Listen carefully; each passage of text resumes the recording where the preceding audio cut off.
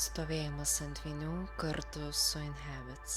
Būtinas lygus ir neslystantis paviršius. Lentos pečių plotyje. Pradėkite nuo lengvo viso kūno prajudinimo.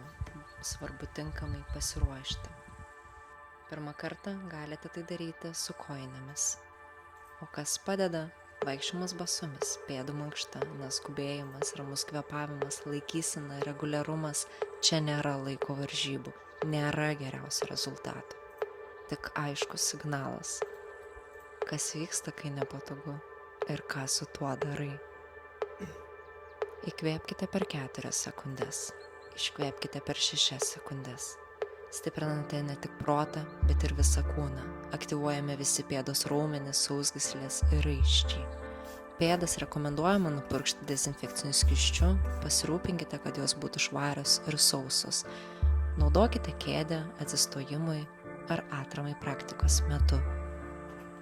Pradžioje bus šiek tiek baimės ir įtampos, bet kai dėmesys pereina į kvėpavimą ir judesį, kūnas gauna kitą signalą.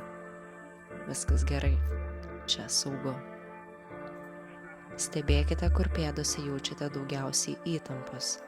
Tai bus ženklas, kam reikėtų skirti daugiau dėmesio. Stovėkite tiek laiko, kiek jaučiate, kad reikia. Pradėkite nuo pusę minutės. Galiausia, nulipkite lėtai. Leiskite savo pailsėti.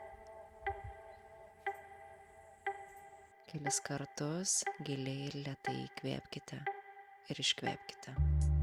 Inhabits – tavo įpročių architektūra.